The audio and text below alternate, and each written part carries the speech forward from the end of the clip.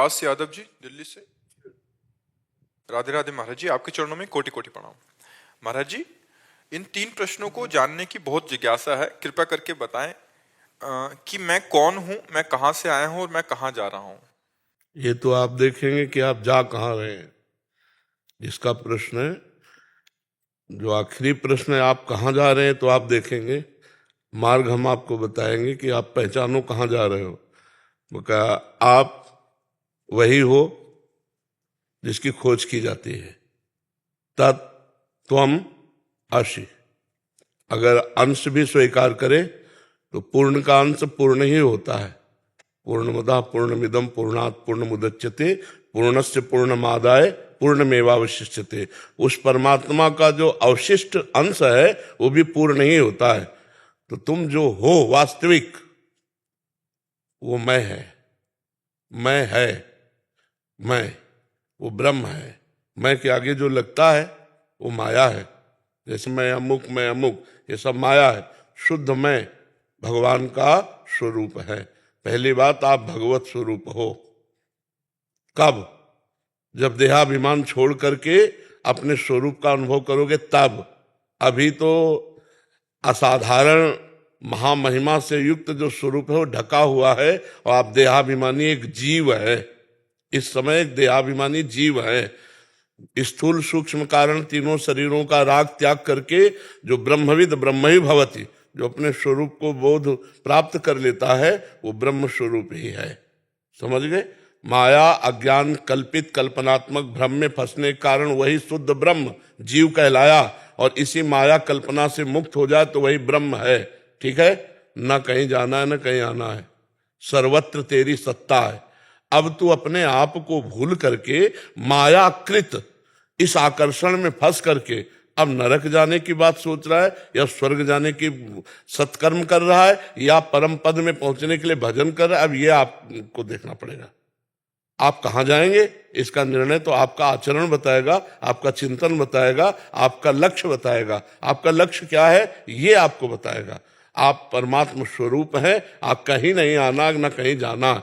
स्वप्न का भ्रम में पूरा, यहां से आप ब्रह्म स्तंभ पर्यंतम सर्वम मायामयम जगत, यहां से लेकर ब्रह्मलोक तक मायामय जगत है। तू सत्य है, परम सत्य है, त्रिकाल सत्य है। अपने स्वरूप को जान, तत्त्वम् असि। समझ पा रहे हो आप? ये शुद्ध अध्यात्म की वार्ता है, प्रपंच मिश्रित नहीं, शुद्ध अध्यात्म की वार्ता। अगर साधन करते हो तो हमारी बात समझ पाओगे, नहीं हवा में उड़ जाएगी ये बात। समझ पा रहे हैं आप? जी प्रणाम मेरे सदगुरुदेव भगवान, आपके चरणों में दंडवत प्रणाम। मैं ये प्रश्न करना चाह रहा था, गुरुजी के सफल जीवन का क्या सार है और अपने जीवन को हम किस मायने में सफल बना सकते हैं? हाँ, सफलता की जो चरम सीमा है उसे कहते हैं निर्भय, निशोक, निश्चिंत। वो जागतिक किसी पद प्रतिष्ठा से नहीं होता।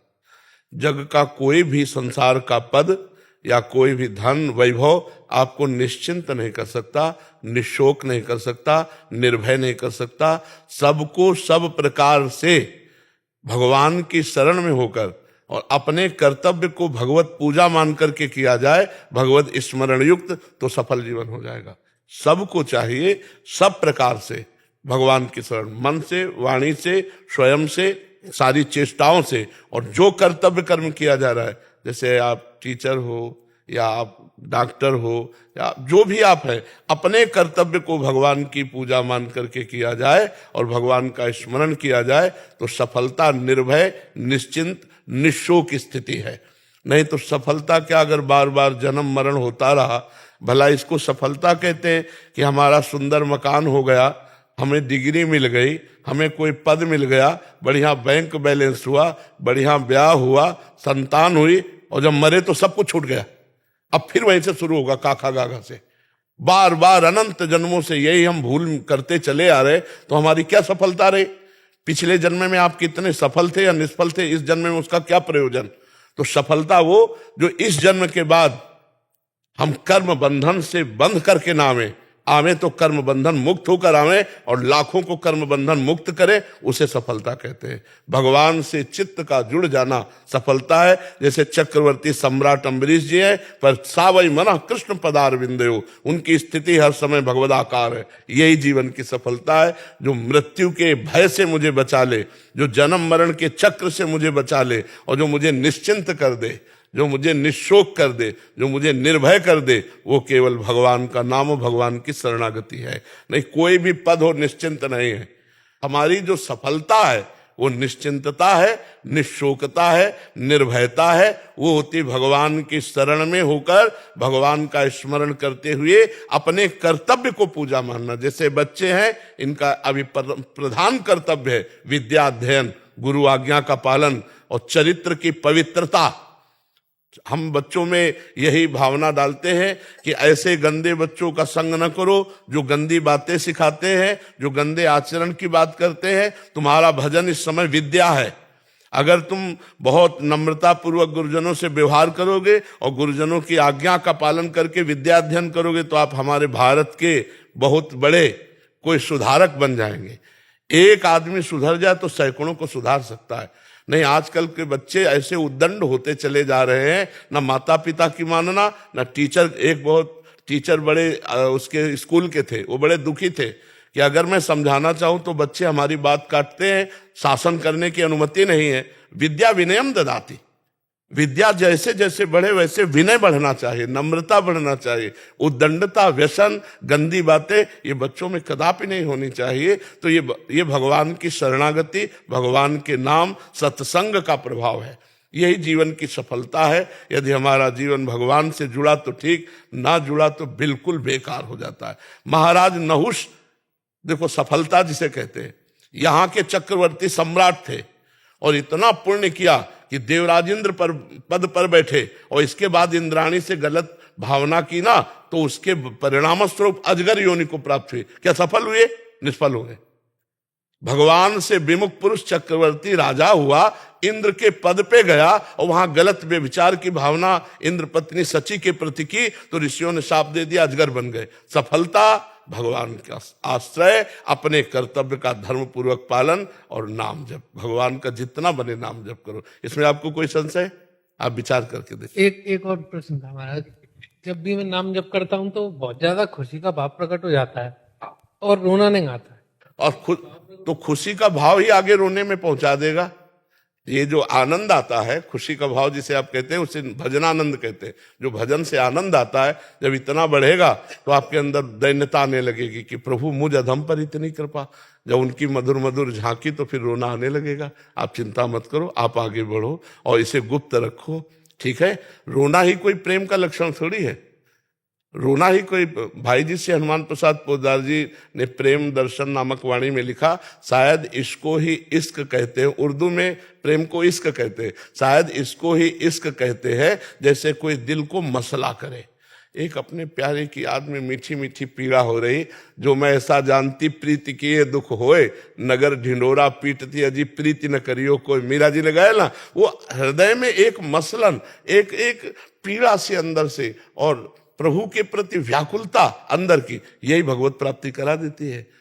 तो रोना ही कोई प्रेम का एक लक्षण। रोना तो नाटक भी हो सकता है। कैसे नाटक हो सकता है? बात हम कर रहे हैं भगवान की और आप रो रहे तो लगेगा भगत है, लेकिन उसका चिंतन और चल रहा है। वो चिंतन और करके रो रहा है तो भगत नहीं। आंसू झूठे भी हो सकते हैं, आंसू छल भरे भी हो सकते हैं, आंसू अन्य निमित्त से भी हो सकते हैं। जैसे मान लो भागवतिक वातावरण है और आपको रोना आ रहा है, तो वातावरण से आपको कोई लेना देना नहीं, आपका चिंतन क्या चल रहा है।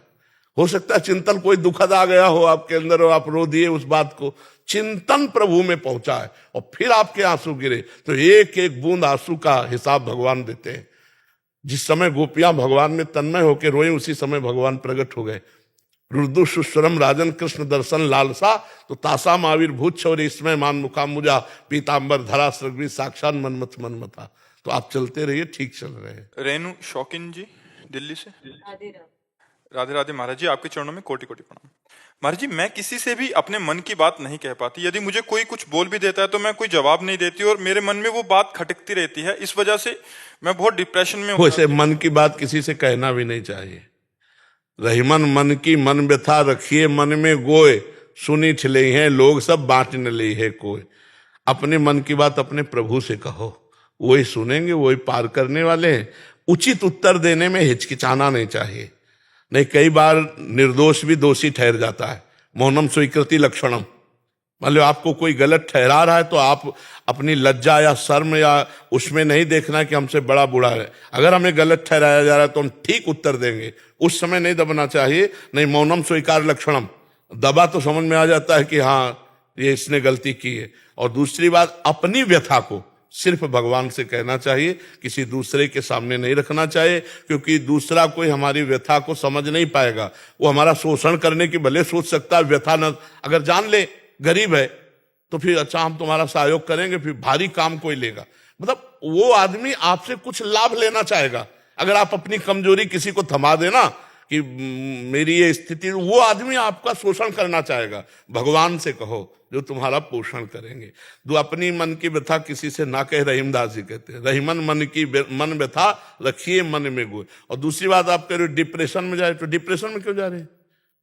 क्यों जा रहे हैं डिप्रेशन में? अच्छा लगता है डिप्रेशन में जाना? पर जी बात को कटिंग नहीं कर पाते अंदर से। नाम जप करो, अभी कटिंग क्या उड़ा दोगे, डिलीट कर दोगे? नाम जप करो, बिना अध्यात्म के बात को उड़ाना थोड़ी आता है। अगर कोई हमें गलत बात कह दे तो कहो 10 दिन वही बैठी रहे, 20 दिन बैठी रहे, और यहाँ सेकेंड में निपटा दो। ये बहुतों का प्रश्न है महाराज जी, कोई बात किसी की लग गई वो अंदर ही रह जाती है। भैया ये जो बुद्धि मंद हो जाती है इसका लक्षण है पाप। हमारे द्वारा पापाचरण हुए, उनका प्रायश्चित है नहीं, अब वो बुद्धि में ही तो आकर के हमको दंड देगी। तो सबसे बड़ा दंड कि हर समय हम चिंतने से परेशान है। शरीर स्वस्थ है, खाने पीने की व्यवस्था है, लेकिन दिमागी परेशानी, और दिमागी स्वस्थ होना है तो राम राम कहो, कृष्ण कृष्ण कहो, हरि हरि कहो, राधा राधा कहो। देखो, शरीर अस्वस्थ हो और दिमाग से स्वस्थ हो तो कोई परेशानी नहीं। अगर हम अस्वस्थ हो जाए तो शरीर स्वस्थ भी हो तो भी परेशान हो जाए। डिप्रेशन क्यों होता है? खाली मन शैतान का स्वरूप समझो। आप उसे नाम में नहीं लगा रहे, आप उसे धर्म में नहीं लगा रहे, भगवान के चिंतन में, तो ओवर थिंकिंग संसार की तरफ। 6 घंटे जो नींद में तुम्हें सुख मिलता है वो संसार का चिंतन छोड़ने के कारण हुए नहीं। अब तो यार सोने दो, मतलब हम चिंतन शून्य होना चाहते हैं। 6 घंटे नींद में जो सुख मिलता है वो क्या होता है?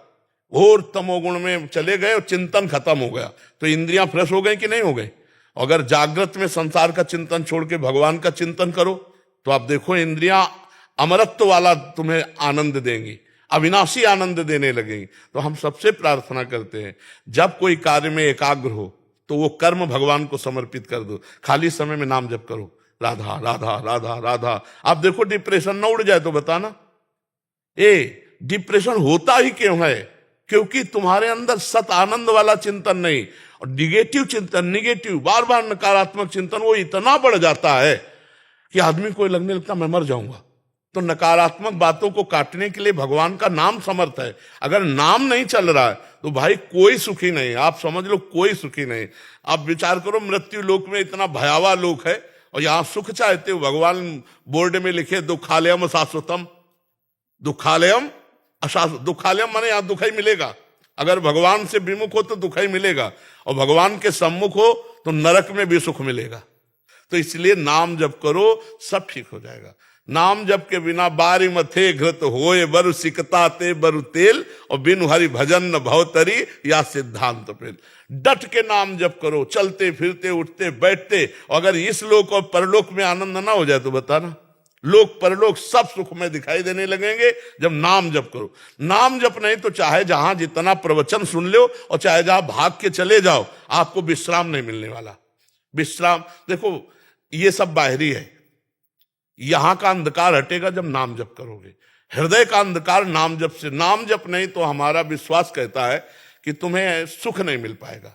और गोस्वामी जी कहा नहीं, बारी मथे घृत होए बरु सिकता ते विनिश्चितम बदामिते न अन्यथा वचांस में हरिम भजनते नरा भव सागर तरंते। बिना भगवान का नाम जप किए कल्याण नहीं, मंगल नहीं, शांति नहीं, सुख नहीं, विश्राम नहीं। हमारी प्रार्थना मान लो, जासु नाम भव भेषज हरन घोर त्रैशूल। विश्वास करो ना, दैहिक दैविक भौतिक तापों का नाश करके भगवान की प्राप्ति करा दे समर्थ भगवान का नाम। तो विश्वास नहीं हो रहा है, फिर है तो गेट के बाहर गए भूल गए।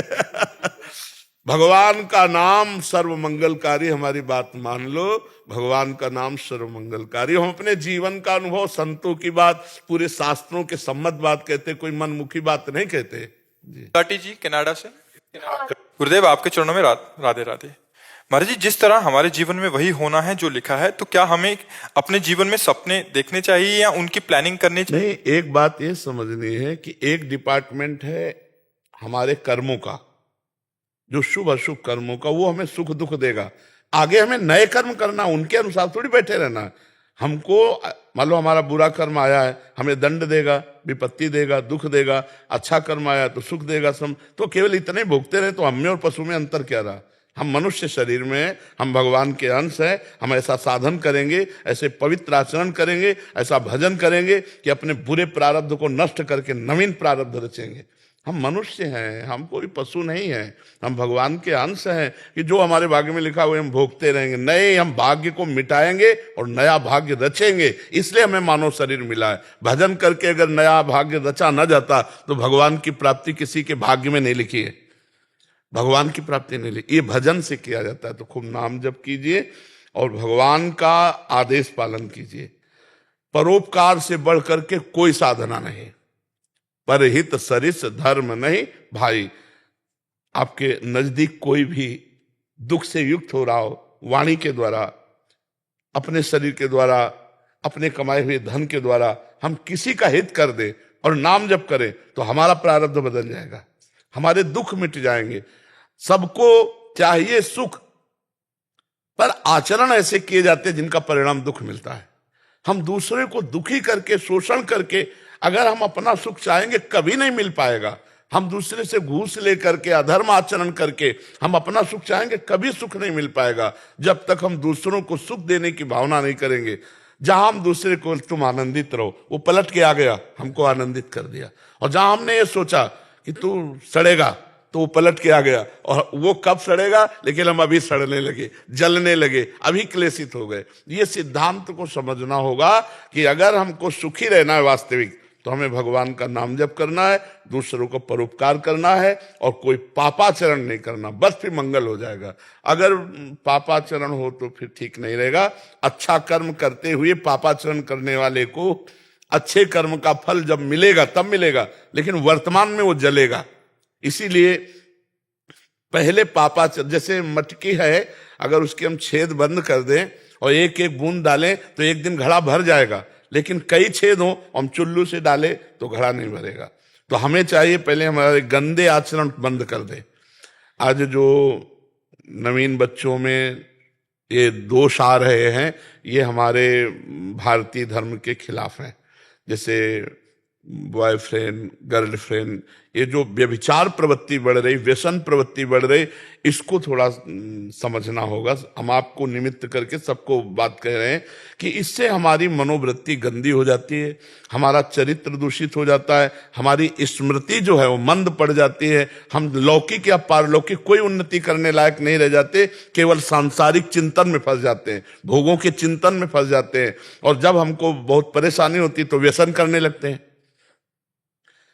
प्रायः जो बच्चे हैं वो नशा में आ चुके हैं। ड्रग्स लेना या शराब पीना या हुक्का पीना, ऐसे जो अवस्थाएं हमारे देश के पदाधिकारी पदों पर बढ़ने के लिए योग्यता बनाने की है, वो भोगों में और व्यसन में, तो फिर वो सुख शांति, वो आनंद, वो सब छूट जाता है। इसलिए हमारी प्रार्थना है, जब तक ब्याह ना हो तब तक बच्चों को ब्रह्मचर्य की तरफ भावना करनी चाहिए। दोस्त बनाओ, दोस्त बनाना गलत नहीं है, खूब दोस्त बनाओ, मिलो बैठो, लेकिन गंदा आचरण करना दोस्ती थोड़ी है। हम कह रहे दोस्त बनाओ, खूब हंसो खेलो बात करो, लेकिन गंदा आचरण नहीं। गंदा आचरण धर्म पूर्वक, हम तुम्हें दोस्त बना लिया, माता पिता से मिले और हमारा मन है कि हम दोनों पूरे जीवन साथी रहें, तो समय के अनुसार पाणी ग्रहण करो और फिर गृहस्थी धर्म में चलो। व्यभिचार मत करो, गंदे आचरण मत करो, नहीं तो तुम्हारी पूरी मानसिकता को नष्ट कर देंगे। पक्का आप देख लो, मानसिकता ही नष्ट हो जाएगी। लौकिक उन्नति कोई उन्नति नहीं है। अगर हमारा चरित्र पवित्र है, विचार महान है, तभी उन्नति मानी जाती है। आज सफलता मानी जाती है धन की, सफलता मानी जाती है लौकिक उन्नति की। उसके लिए हम कई बार कह चुके हैं कि एक हमें सिद्धांत अंग्रेजी से सुनाया गया था कि धन नष्ट हुआ तो कुछ नष्ट नहीं हुआ, स्वास्थ्य नष्ट हुआ तो कुछ नष्ट हुआ, और अगर चरित्र नष्ट हो गया तो सब कुछ नष्ट हो गया। Wealth is lost, nothing is lost. If health is lost, something is lost. If character is lost, everything is lost. अब इसका उल्टा हो रहा है, मतलब धन के लिए हम चरित्र को, हमारा उन्नति हो जाएगी, प्रमोशन, चरित्र नहीं भाई। चरित्र हमारे देश में पूजा जाता है, चरित्र की महिमा है, और बिना चरित्र के शुद्ध हुए हृदय में शीतलता नहीं हो सकती, आनंद नहीं हो सकता। पक्का समझो, जब तक भगवान से नहीं जुड़ोगे, धर्म से नहीं जुड़ोगे, तुम्हारा चरित्र नहीं सुधरेगा, तब तक तुम खुश नहीं रह सकते। कामनाएं बढ़ती जाएंगी, विविध प्रकार की वासनाएं बढ़ती चली जाएंगी, एक कामना की पूर्ति में दो कामनाएं जागृत होती जाएंगी। इसलिए हम भगवान का आश्रय लें, नाम जप करें, और अपने कुभाग्य को सद्भाग्य में बदलें, दुर्भाग्य को सद्भाग्य में बदलें। इसीलिए मनुष्य जन्म में मिला है। पशुओं की तरह केवल हम दुर्भाग्य भोगते रहें, सड़ते रहें, इसलिए नहीं मिला है। हमें नया भाग्य बनाना है। हमारा पूर्व का पाप आया है, हमको परास्त करना चाहता है, लेकिन हम नहीं परास्त होंगे। हम नए भाग्य का निर्माण करेंगे, हम नए समाज का निर्माण करेंगे। हमको जोशीला होना है, हमको हारना नहीं है। आएगी हार, आएगी, लेकिन वो हमारे गले में हार बन के शोभा देगी, हमको परास्त नहीं करेगी, कि वो भगवान के अंश है और भगवान का स्मरण करते हैं। ये बात ध्यान रखो, तभी सुखी रहोगे, तभी आनंदित रहोगे। अर्चनर खेर जी लखनऊ से, राधे राधे महाराज जी, आपके चरणों में कोटि कोटि। महाराज जी, हम लोग परम पूज्य भाई जी, पूज्य राधा बाबा एवं वेणु विनोद कुंज वाले महाराज जी के अनुगत हैं। महाराज जी, मेरा प्रश्न है कि पूज्य भाई जी एवं पूज्य राधा बाबा के लेखों में आत्म साक्षात्कार के विषय में पढ़ा व सुना भी। महाराज जी, आत्म साक्षात्कार एवं निकुंज रस में क्या अंतर है तथा दोनों में पहले किसकी उपलब्धि होती है? आत्म साक्षात्कार पहले आत्मबोध होता है, फिर निकुंज में प्रवेश होता है। जब तक आत्मबोध नहीं होता तब तक भेद बुद्धि बनी रहती है। भेद बुद्धि वाला प्रेम मार्ग में नहीं चल सकता है। जिनको ये भ्रम हो कि भक्ति भेदात्मक है, वो भी समझ नहीं पाए। प्रेम गलियति सांकरिता में दो न समाये, ये क्रूरा अपि पापिनो न च सताम संभाष्य दृश्याश्चये सर्वान वस्तुतया निरीक्ष परम स्वाराध्य बुद्धिर्मम। चाहे क्रूर हो, पापी हो, दुष्ट हो, नीच हो, संतों के द्वारा संभाषण योग्य भी ना हो, उसमें साक्षात परब्रह्म अपने इष्ट देव का जो दर्शन करता है वही निकुंज में प्रवेश पाता है। हरिवंश महाप्रभु ने लिखा है, ये क्रूरा अपि पापिनो न च सताम संभाष्य दृश्याश्चये सर्वान वस्तुतया निरीक्ष। पहले प्रश्न का उत्तर दो, जाना जहां है वो तुम तय करो। पहले प्रश्न का उत्तर दो, नानात्व को एक में स्थित करो, फिर एक होकर के अनेक लीलाएं हैं भगवान की। राम लीला, कृष्ण लीला, बारह लीला, नरसिंह लीला, जिस लीला में जाना हो। कहीं नहीं जाना है तो जीवन मुक्त हो जाओगे। भाव कोई भी रखो, आत्मस्वरूप वही स्वरूप अपना बना लेता है। जैसे हम दास भाव, तो दास भाव आत्मा का क्या स्वरूप है? उसका कोई भाव स्वरूप नहीं, वो निर्विकार चिदानंद में एक आनंद।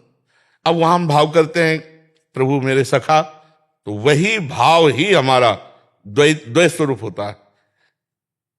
एक तत्व है, वही भाव हमारा दो स्वरूप हुआ, और आत्मस्वरूप श्री कृष्ण के साथ आत्मस्वरूप सखा भाव खेल रहा है।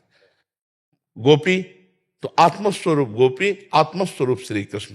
गोपी नाम च तत्पति नाम सर्वेशामेव च, सबके अंतःकरण में जो व्याप्त आत्म तत्व है वही तो श्री कृष्ण है। तो गोपी कौन है? वही श्री कृष्ण है, वही आत्म तत्व है। अपने आप से अपने स्वप्रतिबिंब विभ्रमा, अपने ही प्रतिबिंब के साथ जैसे खेलता है ना। तो हमारे किसी भी मार्ग में, चाहे सहचरी मार्ग हो, चाहे गोपी मार्ग हो, चाहे दास्य भाव हो, चाहे सख्य भाव हो, चाहे वात्सल्य भाव हो, सब भाव में पहले स्वरूप बोध होता है। बिना स्वरूप बोध हुए देहाभिमानी का कहीं भी प्रवेश नहीं है। पांचों भूले देह सुध छठे भावना रास की। जब तक देह सुधि नहीं विस्मृत हुआ तब तक वो भाव देश में प्रवेश नहीं पाता। तो ज्ञानी की जो स्थिति है वो आत्मबोध तक है। ब्रह्मबोध हुआ, मुक्त हो गया। ब्रह्म तेज को ज्योति जान, योगेश्वर धरे ध्यान, ताही को आवरण ता नहीं पावे को जान। प्यारी जी की जहां नूपुरों की ध्वनि और लाल जी की जहां बंसी की ध्वनि गूंज रही है, ऐसे प्रेम मार्ग में प्रवेश पाने के लिए मोक्ष का त्याग करके जिस रास रस को जगत गुरु भगवान शंकर ने प्राप्त करने के लिए हमारे वृंदावन में गोपी रूप धारण किया, कौन से रस के दाता नहीं, कौन से रस के ज्ञाता नहीं, कौन सा मंत्र तंत्र, कौन सा ऐसा वेद शास्त्र जो भगवान शंकर ना बने हो। वो शिव है, शिव माने कल्याण, वो सब शुरू। लेकिन इस रस के लिए भगवान ने गोपी रूप धारण किया। हमारे वृंदावन में गोपेश्वर महाराज विराजमान है, गोपेश्वर विराजमान है। वैष्णवाचार्य भगवान शिव हैं, परम रस दाता, परम रस ज्ञाता। तो इसका मतलब है कि जो ब्रह्म ज्ञान में रस है, उस रस से भी गरिष्ठ रस है प्रेम में। क्योंकि जब ब्रह्म ज्ञानी श्री जनक जी महाराज जो आत्मबोध संपन्न और आत्मबोध कराने वाले राम जी के रूप को देखते हैं तो कहते हैं इन्हें विलोकत अति अनुरागा और बरबस ब्रह्म सुख मन त्यागा। ब्रह्म सुख का बरबस मन त्याग करके राम रूप में लुभायमान हो रहा है। इन्हें विलोकत, और खुद कह रहे हैं कि मेरे मन स्थिति का परिचय कि सहज विराग रूप मन, शब्द स्पर्श रूप रस गंध, ये ब्रह्मा के रचे हुए इतनी ताकत नहीं रखते कि जनक जी के मन को खींच ले। सहज विराग रूप, जैसे सहज विषयी मन अपने लोगों का है, तो जनक जी का सहज विराग रूप, पर इनकी तरफ अनुराग आ गया। मतलब ज्ञान रस से भी श्रेष्ठ प्रेम रस है। अच्छा, ज्ञान रस में स्थित महापुरुष है, लेकिन आत्म प्रीति प्राप्त नहीं है, आत्मरति को प्राप्त नहीं हुआ, तो खास बात नहीं है। आत्मज्ञान हुआ लेकिन आत्मरति नहीं हुई तो खास बात नहीं। पूज्यपाद सिवड़िया बाबा, खास बात है आत्मरति। तो हमें लगता है शास्त्र सम्मत जब तक आत्मबोध नहीं होगा तब तक किसी भी मार्ग में वो आगे नहीं। मोक्ष, प्रेम, सहचरी, सखा, वात्सल्य, गोपी या दास, कोई भी भाव हो, तो जैसे एक बार से हनुमान जी महाराज राम जी के चरणों को सहला रहे हैं तो परम ज्ञानी वशिष्ठ जी ने कहा, हनुमान तुम कौन हो? तो हनुमान जी तो ज्ञानी नाम अग्रगण्यम तत्काल समझ गए वशिष्ठ जी का पूछने का मतलब क्या है। उन्होंने कहा, शरीर भाव से दापते हुए चरण कहा, स्वामी और सेवक, जीव भाव से अंशी और अंश, और स्वरूप में जो सिंहासन में विराजमान हो यहां विराजमान है। मतलब अभेद, अभेद स्थिति। जो सिंहासन में राम जी विराजमान हो यहां रमे हुए हैं, दूसरा कोई नहीं है। आखिरी स्थिति मान लो जीव जो अंश अंशी है, ये भी अज्ञान जनित है। अंश अंशी भी अज्ञान जनित है। कैसे अज्ञान जनित है? जैसे समुद्र है और उसकी लहरें हैं, तो लहरों की कोई अलग सत्ता है क्या? वायु का विकार होने के कारण लहर नाम है। वायु विकार हटा तो समुद्र ही लहरा रहा था, और को तो नहीं था ना, वो परमात्मा ही था, दूसरा कोई है नहीं, उसके सिवा है नहीं। वासुदेवा सर्वमिति सा महात्मा सुदुर्लभा। तो आत्मज्ञान के बिना, आत्मबोध के बिना किसी भी मार्ग में आगे जो ऊंचाई है उसमें ऊंचाई नहीं। भेदभाव से शुरू होता है, अभेद में स्थित हो जाता है। जैसे श्री कृष्ण प्रेमी की स्थिति होती है, ब्रह्म नहीं, माया नहीं, नहीं जीव नहीं काल, अपनी ही सुधि ना रही, एक रहे नंदलाल। सवाल हल हो गया, एक रहे नंदलाल। जैसे सर्वम खलमिदम ब्रह्म एको ब्रह्म द्वितीयो नास्ति। सवाल हल किए बिना वो अध्यात्म की ऊंचाई पर नहीं चढ़ा जा सकता। तो मुझे लगता है कि जब तक आत्मबोध नहीं होता तब तक आगे नहीं बढ़ा जा सकता। ये बाहरी भक्ति की तो बात अलग है, आंतरिक ऊंचाई पे चढ़ने के लिए। और वैसे भी जहां जीव भगवान के दर्शन पाता है तो सबसे पहले आत्मबोध होता है। मम दर्शन फल परमन जीव पाव निज सहस्व स्वरूपा। आत्मबोध के बिना तो बात ही नहीं बनती। समझ पाए आप? जी। कल्पना सिंह जी इंदौर से। राधे राधे महाराज जी। महाराज जी, मेरा प्रश्न है कि मैंने 10 वर्ष की उम्र में गुरु दीक्षा ले ली थी, पर अब मेरा मन हनुमान जी और राधा रानी की भक्ति में लगा रहता है, तो क्या मुझे पुनः दूसरे गुरु से दीक्षा लेने की आवश्यकता है? देखो, ये कोई गुरु दीक्षा नहीं है। ये जो देखी देखा बाल्यावस्था, ये सब कोई गुरु दीक्षा नहीं। गुरु दीक्षा का मतलब समझो, जब विवेक जागृत हो रहा है, हमें सत्य असत्य का पता है, और हमारा मन फिर जिस भगवत मूर्ति में जा रहा है, हम उसी उपासना के मार्ग के गुरुदेव का वर्ण करें। ये सब अभी बच्चों के खिलौने थोड़े कि आज ये पसंद, कल वो पसंद, परसों वो पसंद। अभी दीक्षा ही नहीं हुई। दीक्षा हुई होती तो प्रश्न ही नहीं उठता। दीक्षा कब मानी जाएगी? जब इष्ट मिले और मन मिले, मिले भजन रस रीति, तहा निसंग कोई मिलिए तासो कीजिए प्रीति। अब जब ज्ञान ही नहीं था और दीक्षा ले लिए तो उसका क्या मतलब रहा? न तुम इष्ट का ज्ञान है, न तुम्हें मार्ग का ज्ञान है, न तुम्हें सत्संग का ज्ञान है, और दीक्षा ले ली तो उसे दीक्षा थोड़ी कहते, वो तो खिलवाड़ है। दीक्षा तब है जब विवेक के द्वारा ली जाती। बहुत दिन सत्संग किया और पता चला ये संत भगवान इस मार्ग के अनुयायी हैं, इनके इष्ट ये हैं, तो हमें देखना कि जो मेरे मन के भगवान हैं उनसे मिलता है कि नहीं मिलता। नहीं मिलता तो हम दूसरे संत का, जिस भाव के, जैसे हमें राम जी प्यारे हैं तो राम जी के ही भाव वाले संत से हम दीक्षा लेंगे, तब हमारा बहुत बढ़िया मन लगेगा। अब आप हमारे पास बैठोगे तो सत्संग सुनिए और वही पकड़िए जो राम जी की प्रीति में बढ़ावा दे। अगर हमारे वचनों को आप पकड़ोगे तो राम जी तक पहुंच जाओगे, पर आपका लक्ष्य दृढ़ होना चाहिए। तो ऐसे ही हम सत्संग करें, कहीं भी करें सत्संग, लेकिन जहां गुरु मंत्र ले तो इष्ट मिले और मन मिले, मिले भजन रस रीति, तब गुरु मंत्र लेना चाहिए। अब आजकल कोई समझते तो है नहीं, 100 लोग जुड़े तो 500 लोग और जुड़े चले जाते हैं। बाद में पता चलता है कि हम तो हनुमान जी को पा सके, तो राधा जी को पा सके। ये पहले पता लगाना चाहिए, या ब्याह के पहले पता लगाया जाता, ले लगाया जाता। तो इसलिए बहुत संभल करके, ये जीवन का समर्पण है गुरुदेव के प्रति। मन वचन कर्म से उनके अधीन होकर जब चला जाता है तब परमार्थ मिलता है।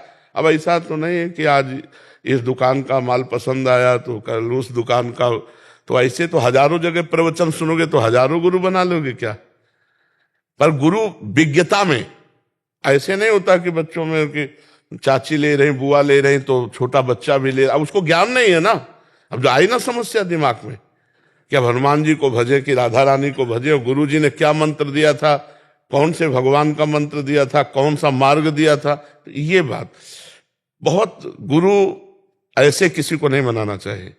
मान लो आप प्रभावित हो रहे हैं सत्संग सुनकर, तो 1-2 साल सुनो, आचरण देखो, घुसो उनके बीच में, इनकी भावना क्या है, इनका चरित्र क्या है, इनका क्या, और जब गुरु बना लिया तो पर ब्रह्म, मेरे साक्षात पर ब्रह्म। अब कुछ भी हो जाए हमारी इससे नीचे निष्ठा नहीं उतरेगी। गुरु साक्षात पर ब्रह्म, जो गुरु जी वही श्री जी, जो श्री जी वही गुरु जी, ऐसी भावना।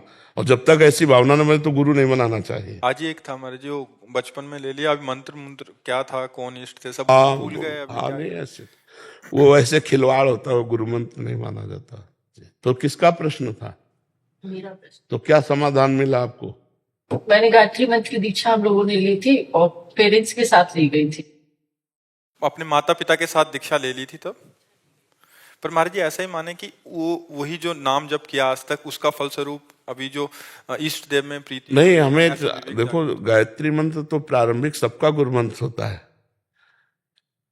जो गुरु दीक्षा है भगवान की प्राप्ति की, वो अलग मार्ग होता है। महाराज जी एक मेरा सवाल है कि जैसे बचपन से हम सुनते आ रहे हैं कि पानी पियो छान के और गुरु करो जान के। सद्गुण, गुण अवगुण सब देखो, मिलो बैठो, नजर देखो, कहाँ है, कैसे है, कैसे, 4 लोगों के पास बैठकर उनकी चर्चा सुनो, उनके पास बैठकर उनके आचरण देखो। समझ रहे हो ना? गुरु को जानने की सामर्थ्य नहीं। हम बाहरी लक्षणों को देखें जो हमारे शास्त्र में लिखे कि गुरुजनों में है कि नहीं है। अगर है तो हम उनको सदगुरु मान लेते हैं। और देखो, मानने से जान जाओगे। हम जब पाषाण मूर्ति में, काष्ठ मूर्ति में, मृत्तिका की मूर्ति में अपना भाव कर लेते हैं मेरे भगवान है, तो हम भगवान तक पहुंच जाते हैं। हम पहले घुसे और सद्गुण और दुर्गुण इनको छाने ज्ञान के द्वारा, तब हम चले। समझ पा रहे हो ना? गुरु को जानने वाला गुरु से बड़ा होता है। विद्यार्थी कभी टीचर को नहीं जान सकता। विद्यार्थी कभी टीचर को नहीं जान सकता, क्योंकि वो डिग्री लिए है और ककारा पढ़ रहा है। हाँ, टीचर पढ़ाता कैसा है ये विद्यार्थी जान जाता है। उसकी डिग्री क्या वो नहीं जान पाएगा, लेकिन बोलना, चालना, देखना, पढ़ाने की प्रक्रिया से पता चलता है टीचर अच्छा है या नहीं। उसकी डिग्री पर वो छात्र नहीं पहुंच सकता। ऐसे ही हम संत की चाल चलन, संत का प्रभाव बैठकर स्वयं उनकी वाणी का प्रभाव, ये हम अपनी बुद्धि के अनुसार देखें कि हमारे अंदर क्या प्रभाव पड़ रहा है, क्या प्रभाव पड़ रहा है। अगर पड़ रहा है तो हमें लगता है हमारे भगवान गुरुदेव इसी रूप में मिलने वाले हैं, ऐसा हमें दे। और फिर भगवान से प्रार्थना करें कि अगर यही गुरुदेव हो तो थोड़ा संकेत कर दो, तो हृदय में अगर नहीं यार यही गुरुदेव है। और अगर भगवान संकेत नहीं करेंगे तो झूला चलने लगे, नहीं यार यार कर लेते, नहीं यार, तब तक संशय फिर ना करो। जब एकदम आ जाए कि गुरु साक्षात परब्रह्म, ये तो मेरे भगवान मिल गए, तब गुरु बनाना चाहिए। जी गुरुदेव माफी चाहेंगे, लेकिन शायद मेरे प्रश्न का मुझे थोड़ा सा, मैं अभी भी उसमें आ गई कि मेरे मार्गदर्शन करे कि मेरे गुरु से जो दीक्षा ली, मुझे ना गुरु में कोई खामी नजर आई। हालांकि बाल्यावस्था से यहाँ तक काफी मेरे जीवन में सुधार हुए। हम क्या कह रहे, हम क्या कह रहे हैं कि अगर गुरु निष्ठा में तुम्हारी भावना है तो ये प्रश्न कैसे आ रहे हैं कि मुझे राधा जी प्रिय है, मुझे हनुमान जी प्रिय है। गुरु के वचन प्रतीति न जे, गुरु के वचन प्रतीति न जे, सपने सुख सिद्ध नहीं थे। अगर हमारे गुरु जी ने कहा राम, तो दुनिया कुछ कहे हम राम के सिवा नहीं भूलेंगे। फिर हमें प्रश्न नहीं बनता कि हमें अमुक नाम प्रिय, अमुक मार्ग प्रिय। इसे कहते हैं निष्ठा। देखो बातें बनाना अलग बात है, निष्ठा की बात है कि गर्दन उतार दो, दूसरा शब्द नहीं। जैसे हम लोगों में हमारे आचार्य चरण ने निष्ठा दी, रसना कटो जो अन रटो, निरख यानी फुटो नयन, श्रवण फुटो जो अन सुनो, श्री राधा जस बहन, नर्क स्वर्ग अपवर्ग आस नहीं त्रास है। न नर्क का भय है, न स्वर्ग मोक्ष की चाह है। जो मेरे आचार्य और गुरु ने कहा उसी पे चलते हैं, बस कोई प्रश्न ही नहीं, समाधान हो गया। निष्ठा का मतलब क्या है समझो आप पहले। समाधान का मतलब क्या है? हमारा हनुमान जी में मन जा रहा है, हमारा राम जी में मन जा रहा है, हमारा दुर्गा जी में मन जा रहा है, तो हमारा गुरु जी की बात पे मन कहाँ है? खुद उत्तर देख लीजिए आप। अरे मन की कैसी बात करते हो, कैसे जाएगा? हमारे दस्तखत के बिना मन कुछ कर सकता है? आप देखो, तुम्हारे दस्तखत के बिना कुछ मन नहीं कर सकता, क्योंकि राम जी भी वही है, हनुमान जी भी वही है, श्याम जी भी वही है, गायत्री भी वही है, दुर्गा भी वही है। तत्व एक है, तत्व 100-200 नहीं होते। पर गुरु जी ने जहां हमें लगा दिया, हमको वहीं लगे रहना चाहिए। अब अगर मन हमारा जा रहा है कहीं, तो फिर हम या तो ये माने कि मेरे गुरुदेव अब हमको इधर लेना जा, अब मेरे गुरुदेव यहां मुझे पहुंचा रहे हैं, तो फिर प्रश्न नहीं बनता कि हम स्वीकार करें कि नहीं। नहीं, मेरे गुरुदेव ने भेजा है, ये मेरे गुरुदेव की वाणी है, ये मेरे गुरुदेव की आज्ञा है, कोई प्रश्न नहीं बनता। संशय में फिर निष्ठा पर फर्क पड़ जाएगा। इसलिए निष्ठावान बनो। अगर आपको ऐसा लगता है मेरा मन किशोरी जी की तरफ जा रहा है या हनुमान जी की तरफ जा रहा है, तो मुझे मानना मेरे गुरुदेव यहाँ पहुंचाना चाहते हैं, तो जहां की बात से हमें किशोरी जी प्रिय लगी उनकी बात मानने लगे। क्योंकि अखंड मंडलाकारम व्याप्तम एन चराचरम, चराचर में गुरुदेव व्याप्त हैं। गुरुदेव कोई एक मूर्ति तो है नहीं, गुरुदेव तो अनेक मूर्तियों में विराजमान। अखंड मंडलाकारम व्याप्तमेन चराचरम, तो बात समझ में आ रही। थोड़ा ज्ञान प्रकाशित करो हृदय में, तो समस्याओं का समाधान हो जाए। आप समझ पा रहे हैं? जी पूर्ण समाधान अब हुआ है। हाँ जी। उर्मिला जी, राधे राधे महाराज जी। महाराज जी, मुझे बुढ़ापे की बहुत चिंता रहती है कि पता नहीं कितने कष्ट भोगने पड़ेंगे, इस वजह से प्रभु भक्ति में भी कम ही मन लग रहा है महाराज जी। अरे तो राधा राधा जपो, बुढ़ापा जैसे जवानी जैसे बुढ़ापा, ऐसे मृत्यु आने वाली है। केवल बुढ़ापे से थोड़ी रुक जाएगा सिस्टम, फिर मृत्यु आने वाली है, फिर जन्म आने वाला है, फिर तो इसी क्रम को काटने के लिए तो हमें मानव देह मिला है। अब हम बुढ़ापे की चिंता न करें, प्रभु का चिंतन करें। जो तुम्हें नाम प्रिय हो, नाम जप करो। तुम थोड़ी बुढ़ापे में हो, शरीर बुढ़ापे में है, शरीर तो चला ही जाएगा, आज नहीं तो कल जाएगा, पक्का चला जाएगा। जवान का नहीं चला जाता क्या? 1 मिनट में जहां आयु पूरी हुई, चाहे एक्सीडेंट हो जाए या दिल फेल हो जाए, कोई ना कोई कारण बन जाता है। इसका नाम मृत्यु लोक है। हिंदी में बोले तो मैं तो काल का कसाई वाड़ा, काल का कसाई चाहे जितना हरी हरी घास चल रहे हो, गड़ासा भी तैयार हो रहा है। पक्की बात समझ लो, ना यहाँ कोई मित्र है, ना यहाँ कोई शत्रु है, ना कोई अपना है, ना पराया है। एक ही जगन नाटक वैभव, परमात्मा नाटक कर रहा है। उसी को जान लो, उसी को स्वरूप में हो जाओ तो बस मुक्त है। नहीं तो एक भय है, बुढ़ापे के बाद मृत्यु का भय, और मृत्यु के बाद फिर पुनरपि जननम पुनरपि मरणम पुनरपि जननी जठरे से। इसी चक्र को रोकने के लिए साधन धाम मोक्ष कर द्वारा पाई न जे परलोक सम्हारा, सो परत्र दुख पावई, सिर धुनि धुनि पछताए, काले कर्म ईश्वर मिथ्या दोष लगाए।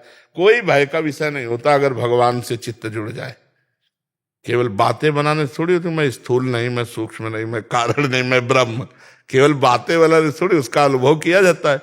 अब जैसे पूरे संसार में समय काट दिया, अब डर लग रहा है। एक सज्जन आए थे, यहां बैठे थे, उन्होंने कहा था हर वस्तु हमारे पास है, हर वस्तु। कोई बड़े अधिकारी थे, पदाधिकारी सब, पर मुझे एक डर लग रहा है कि सब छूटेगा, मैं मरूंगा, इसका क्या उपाय है? तो हम कहा अभी चांस है, राम राम कृष्ण कृष्ण हरि हरि राधा राधा भज लो, प्रभु का सुमिरन कर लो। अपने पुत्र के बहाने नारायण बुलाया तो भगवान के पार्षद आ गए और निर्भय पद प्रदान किया। और तुम जानकर नारायण बोलोगे, हरि बोलोगे, कृष्ण बोलोगे, शिव बोलोगे, तुम्हारा कल्याण नहीं हो जाएगा।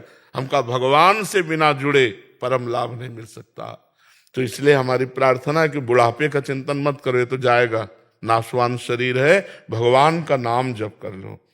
यह कलिकाल मलायतन मन कर देख विचार, श्री रघुनाथ नाम बिना ही नान आधार। भगवान के नाम के बिना मंगल होने वाला नहीं, खूब नाम जप करो।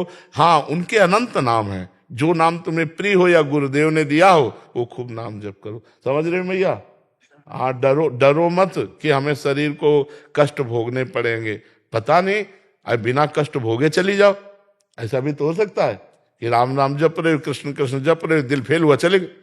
1 मिनट नहीं लगता कभी कभी, किसी को देखो ना ऐसे हुए वो चले गए।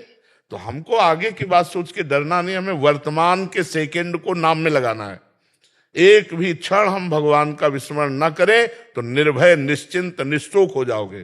पर भजन के बिना तो सब बेकार है, भजन के बिना तो हमें कुछ अच्छा नहीं लगता कि कोई भी निश्चिंत निशोक नहीं हो सकता। चिंता, शोक, भय, उद्विग्नता, विषाद ये उसके जीवन में बने रहेंगे जब तक भजन नहीं करेगा। एक आई थी, यहां बैठी थी, वो कहती थी सब सुख है हमारे पास बड़े, पर मैं खुश नहीं हूं। हमें बहुत अच्छा लगा, बहुत अच्छा लगा। हम कहा हमारे शास्त्र जैसा कहते हैं, वो प्रमाण आप दे रहे हो, आप खुश नहीं हो क्योंकि एक भगवान को तुमने स्वीकार नहीं किया।